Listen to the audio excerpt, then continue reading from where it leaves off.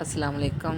Welcome back to my channel stitch and style में आप सबको खुश आमदीद। चैनल पर नए हैं तो लाइक करें और सब्सक्राइब करें ताकि मेरी हर आने वाली वीडियोस आप तक पहुंच सके।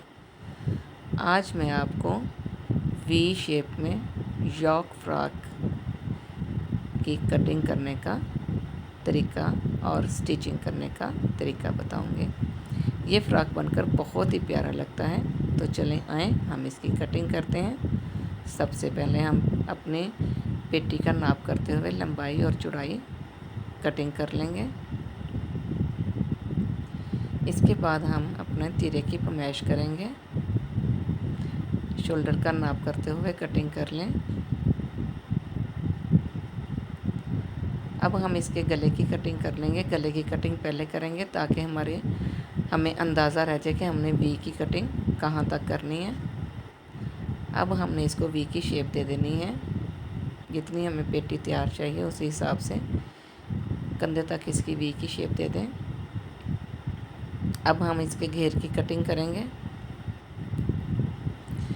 फ्रॉक की लंबाई नापते हुए हम घेर की पैमाइश करेंगे और उसी हिसाब से हम अपना कपड़ा काटेंगे।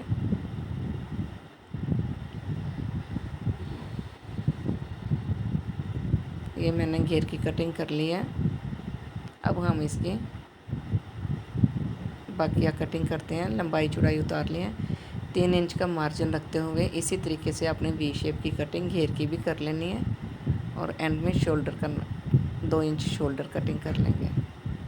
चुनट लगा देंगे। शोल्डर के साथ मिला देना है। इस तरीके से आपने अपने शोल्डर की पैमाइश कर लें। अगर शोल्डर कम ज़्यादा लगे तो आप कटिंग और कर सकते हैं। शोल्डर इस तरीके से फ्रॉक का पैमाइश कर लें। अब बाजू का नाप करते हुए बाजू की कटिंग कर लेते हैं हम।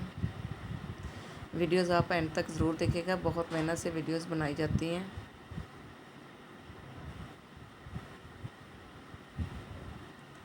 ये हमने बाजू की कटिंग कर ली है।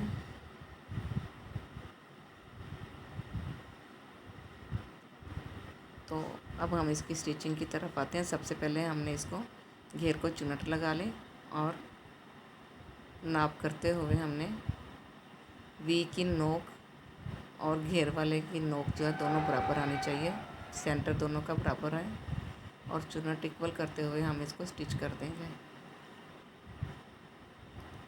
ये मैंने फ्रंट बैक इसका जोड़ लिया है।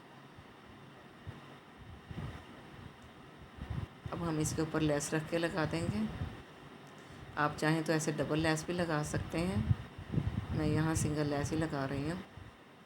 ये हमारी फ़्रॉक बनकर स्टिच होकर तैयार हो गई है। बताइएगा आपको ये कैसी लगी और जहाँ से समझ नहीं आइएगा पूछ लीजिएगा। मिलते हैं।